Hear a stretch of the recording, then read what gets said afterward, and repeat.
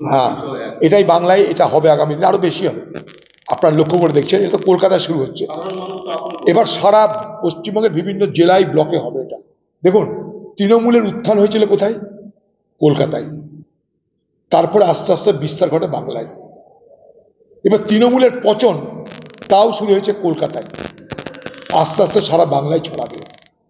এই shoot out একটা হবে না, এই শুট আউট বীরভূমে হচ্ছে, আপনারা দেখছেন, শুট আউট কলকাতায় হচ্ছে, শুট আউট কসবায় হচ্ছে, সর্বত্র কিন্তু এই গোলাগুলি করে একে অপরকে মারবেই, না হলে ইতিহাস ভুল হয়ে যাবে।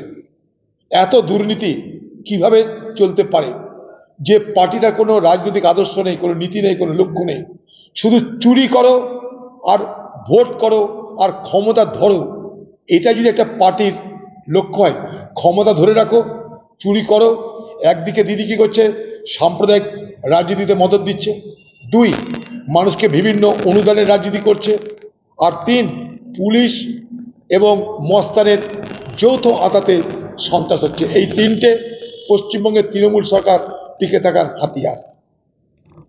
এটা এতদিন পরে সবাই জানছে, তো সবাই জানি আমরা। সব থেকে বড় কথা দেখুন, ওই যে কাকুর কথা বলছেন, হতে পারে সে অনেক বড় ডাকু, কিন্তু সেই দাঁত ফোকলা কাকুর ক্ষমতা আছে যে পিছনে কোনো শক্তির মদত না থাকলে এই কোটি কোটি টাকার চোরাকারবারির, কোটি টাকার দুর্নীতির মধ্যে নেতৃত্ব দেওয়ার? প্রথম কথা, এত বড় দুর্নীতি যেখানে কোটি কোটি হাজার হাজার কোটি টাকা যেখানটায় জড়িয়ে আছে, সেখানে কাকুর মতো একটা ফালতু লোকের ক্ষমতা আছে সেগুলোকে সামাল দেওয়ার? আমি সেই জন্য প্রথম দিন থেকে আমরা বলেছি, এটা একটা সংগঠিত অপরাধ, সংগঠিত দুর্নীতি, যেখানে পার্টি, প্রশাসন এবং পুলিশ সবাই জড়িত। সেখানটায় সিবিআই এতদিন পর তারা জানতে পারছে, ইডি এতদিন পর জানতে পারছিল, সবাই কিন্তু জানে এখানটায়। আমার বক্তব্য একটা জায়গায়, এই যে কাকু বলুন, তিনু বলুন, ধেনু বলুন, সবাই যে টাকাটা কোথা থেকে নিয়েছে, কোথায় দিয়েছে, কোথায় নিয়ে গেছে, কিন্তু তার গন্তব্যস্থলটা কোথায়? What is that, where is the destination?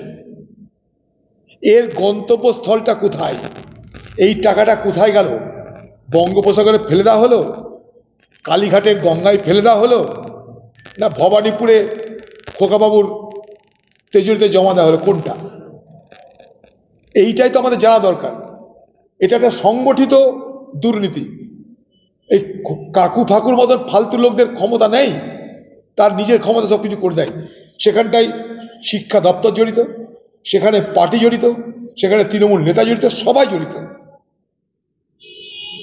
তাই এই ঘটনার তদন্ত যদি সত্যিকারের করে সিবিআই বা ইডি, তাহলে নিশ্চিন্তে এই তদন্ত শেষ হবে দিদি আর খোকাবাবুর বাড়িতে। জানি না কে কোথায় এত বড় মস্তানের নাম তো শুনিনি। কেউ বলছে 1 ঘন্টা, কেউ বলছে 8 ঘন্টা, কেউ বলছে 2 মিনিট, কেউ বলছে কয়েক সেকেন্ড। বিরাট বিরাট ব্যাপার, তাণ্ডব করা সব দিনক্ষণ তৈরি হয়ে যাচ্ছে। আজকে তো খেলা হবে, এদেরকে চ্যাম্পিয়ন্স ট্রফিতে পাঠিয়ে দেওয়া হয়েছে। এই মস্তানি যে চ্যাম্পিয়ন ট্রফি করে দাও একটা দিদি, কে কত বড় মস্তান, তার চ্যাম্পিয়ন ট্রফি করে দাও। কেউ বলছে 1 ঘন্টায় ধ্বংস করে দেবো, কেউ বলছে 8 ঘন্টা ধ্বংস করে দেবো, কেউ 10 মিনিটে করে দেবো, কেউ 10 সেকেন্ডে করে দেবো। তা এই একটা চ্যাম্পিয়ন্স ট্রফি বাংলায় চালু করা যেতে পারে। মস্তানি যে যত বড় করবে, তার তত বড় চ্যাম্পিয়ন ট্রফি সে পাবে। কিন্তু পিছনে যেন পুলিশ না থাকে। ওই পুলিশের মদত নিয়ে, তৃণমূলের মদত নিয়ে, পুলিশ কিছু বলবে না, কেউ কিছু বলবে না, ও চ্যাম্পিয়ন ট্রফি খেলে কোনো লাভ নাই। ওখানে জিত আগে থেকেই তৈরি হয়ে থাকে, ও জিতে কোনো মজা নাই। সবাইকে ছেড়ে দাও, পুলিশ সবাইকে বলে দাও, আর তোমাদেরকে 2 ঘন্টা, 3 ঘন্টা, 5 ঘন্টা সময় দিল, যে চাকরি পাবে মেরে নাও, যে জিতবে সেই চ্যাম্পিয়ন ট্রফি পাবে। আরে তাতে কি আছে? দিদি এত মদের দোকান খুলে দিয়ে কেউ তো খাবে। পুলিশ মদ খেয়েছে, অসুবিধা কি আছে? আরে এইসব পুলিশ আছে বলেই তো আরজিকর ঘটনা ঘটে। এইসব পুলিশ আছে বলে তো আজকে স্বাস্থ্য দপ্তর আরজিকরের মতো জায়গায় লাশ কেনা বেচা হয়, কেউ জানতে পারে না। এরা আছে বলেই তো ওষুধের জাল কারবার হয়। এরা আছে বলেই দালাল রাজ তৈরি হয়েছে প্রত্যেকটা হাসপাতালে। তাই দালাল রাজ যখন তৈরি হয়, কিছুর বিনিময়ে তৈরি হয়, আর সেই বিনিময়ের পয়সায় উৎপাতের ধন চিৎপাতে যায়। তাই এই পয়সা কি করবে? আর বাড়িতে নিশ্চয় নিয়ে যাবে, একটু চুল্লু খেয়ে এলে। গড়াগড়ি করলে কোনো অসুবিধা নেই, সরকার তাদের, পুলিশ তাদের, গড়াগড়ি খেলে অসুবিধা কি আছে? দিদিকে বলবে, দিদি একটা গান লিখে দেবে, চুল্লু খাওয়ার গান একটা অসুবিধা, সেটাও দিদি পারে। হোলিতে দিদি একটা চুল্লু খাওয়ার গান লিখে দিন। আচ্ছা, এই বাংলায় চোরা কারবারি, চোর, খুনি, লুটেরা, দুর্নীতিবাজ, তারা তৃণমূল হলে হবেটা কি?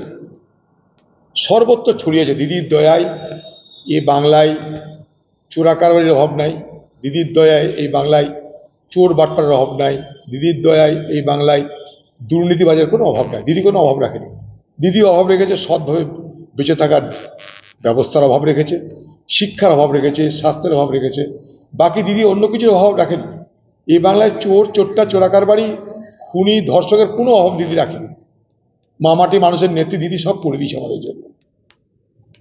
এই চোরা কারবারি কি করে হয়? এই যে তৃণমূলের লোকরা বলে না যে বর্ডারে বিএসএফ, কিন্তু চোরা কারবারি করতে গিয়ে যে মালটা রেখেছে সেটা তো পশ্চিমবঙ্গ পুলিশের জানা উচিত নাকি? তাহলে পুলিশও জড়িত, বিএসএফও জড়িত। আমরা এটাই বলি, স্থানীয় প্রশাসন জড়িত, তৃণমূলের নেতা জড়িত, বিএসএফ জড়িত, তবেই এই করিডোর দিয়ে চোরাচালান হয়। আর সে চোরাচালানে যারা মাথা, তাদের তৃণমূল হতেই হবে। তার কারণ একটাই, না হলে তারা চোরাচালান করতে পারবে না। তাই চোরাচালান ইজ ইকুয়াল টু তৃণমূলের নেতা, মন্ত্রী, শান্তি যাই হোক। চোরাচালানকারী মানে তৃণমূল, তৃণমূল মানে চোরাচালানকারী, না হলে চোরাচালান এখানে হয় না। বলুন, এটা এতদিন পরে সবাই জানছে, তো সবাই জানি আমরা। সব থেকে বড় কথা দেখুন, ওই যে কাকুর কথা বলছেন, হতে পারে সে অনেক বড় ডাকু, কিন্তু সেই দাঁত ফোকলা কাকুর ক্ষমতা আছে যে পিছনে কোনো শক্তির মদত না থাকলে এই কোটি কোটি টাকার চোরা কারবারি, কোটি টাকার দুর্নীতির মধ্যে নেতৃত্ব দেওয়ার? প্রথম কথা, এত বড় দুর্নীতি যেখানে কোটি কোটি, হাজার হাজার কোটি টাকা যেখানটায় জড়িয়ে আছে, সেখানে কাকুর মতো একটা ফালতু লোকের ক্ষমতা আছে সেগুলোকে সামাল দেওয়ার? আমি সেই জন্য প্রথম দিন থেকে আমরা বলেছি, এটা একটা সংগঠিত অপরাধ, সংগঠিত দুর্নীতি, যেখানে পার্টি, প্রশাসন এবং পুলিশ সবাই জড়িত। সেখানটায় সিবিআই এতদিন পর তারা জানতে পারছে, ইডি এতদিন পর জানতে পারছিল, সবাই কিন্তু জানে এখানটায়। আমার বক্তব্য একটা জায়গায়, এই যে কাকু বলুন, তিনু বলুন, ধেনু বলুন, সবাই যে টাকাটার কোথা থেকে নিয়েছে, কোথায় দিয়েছে, কোথায় নিয়ে গেছে, কিন্তু তার গন্তব্যস্থলটা কোথায়? What is that, where is the destination? এর গন্তব্যস্থলটা কোথায়? এই টাকাটা কোথায় গেল? বঙ্গোপসাগরে ফেলে দেওয়া হলো, কালীঘাটের গঙ্গায় ফেলে দেওয়া হলো, না ভবানীপুরে খোকাবাবুর তেজুরিতে জমা দেওয়া হলো? কোনটা? এইটাই তো আমাদের জানা দরকার। এটা একটা সংগঠিত দুর্নীতি। এই কাকু ফাকুর মতন ফালতু লোকদের ক্ষমতা নেই, তার নিজের ক্ষমতা সব কিছু করে দেয়। সেখানটায় শিক্ষা দপ্তর জড়িত, সেখানে পার্টি জড়িত, সেখানে তৃণমূল নেতা জড়িত, সবাই জড়িত। তাই এই ঘটনার তদন্ত যদি সত্যিকারে করে সিবিআই বা ইডি, তাহলে নিশ্চিন্তে এই তদন্ত শেষ হবে দিদি আর খোকাবাবুর বাড়িতে।